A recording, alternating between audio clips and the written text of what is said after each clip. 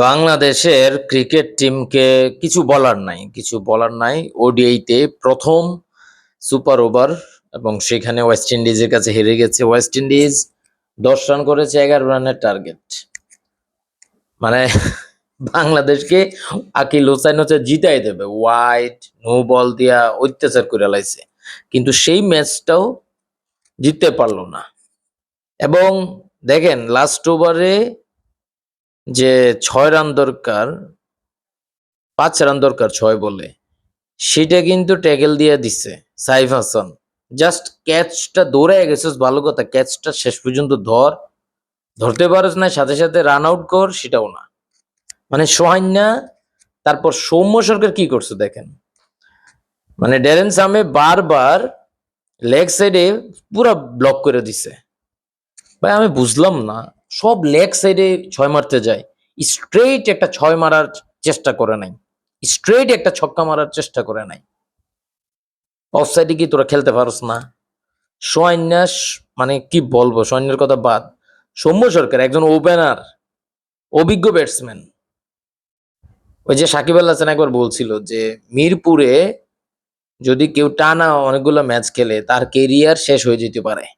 এখন মিরপুরের পিচের দোষ দেব, নাকি ব্যাটিং এর দোষ দেব, নাকি টেকনিকের দোষ দেব, বুঝতেছি না। মানে সমস্যাটা কি তারে ভাই? মানে তোদেরকে Akil Hossain no ball wide দিয়া জিতাই দিতেছে, তোরা সেটা মানে রিসিভ করতে পারতেছস না, তোরা কি খেলবি?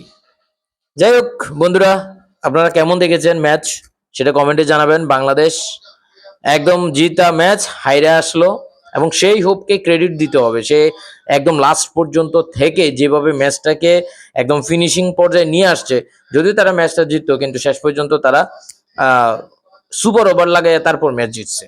চমৎকার, ওয়েস্ট ইন্ডিজ চমৎকার খেলেছে। সামনের যে ওডিআই আছে সেখানে ওয়েস্ট ইন্ডিজ অবশ্যই কনফিডেন্টলি খেলবে এবং বাংলাদেশ হারার সম্ভাবনা বেশি। দেখা যাক আপনারা কি মনে করেন যে বাংলাদেশ শেষ পর্যন্ত এই সিরিজ বাঁচাতে পারবে কিনা। বাংলাদেশের আসলে মূল টার্গেট হচ্ছে যে কোয়ালিফায়ার যে কাপ সেটা জিতবে, কারণ সেটা আফগানিস্তান এবং শ্রীলঙ্কা জিতে আসছে, বাংলাদেশের যেটা এখন ফরজ হয়ে গেছে, এবং তারা সরাসরি কোয়ালিফাই করতে চাচ্ছে না। খেলা দেখেই মনে হচ্ছে যে তারা সরাসরি কোয়ালিফাই করতে চাচ্ছে না, তারা খেলতে চাচ্ছে কোয়ালিফায়ার টুর্নামেন্ট, সেখানে কোয়ালিফায়ার কাপটা জিতবে, তারপর হচ্ছে বিশ্বকাপে যেতে চায়। এর আগে তারা সরাসরি বিশ্বকাপ যাওয়ার কোনো প্ল্যান নাই, এবং তারা বেশি ম্যাচ খেলবে, বেশি ম্যাচ খেললে বেশি টাকা পাবে।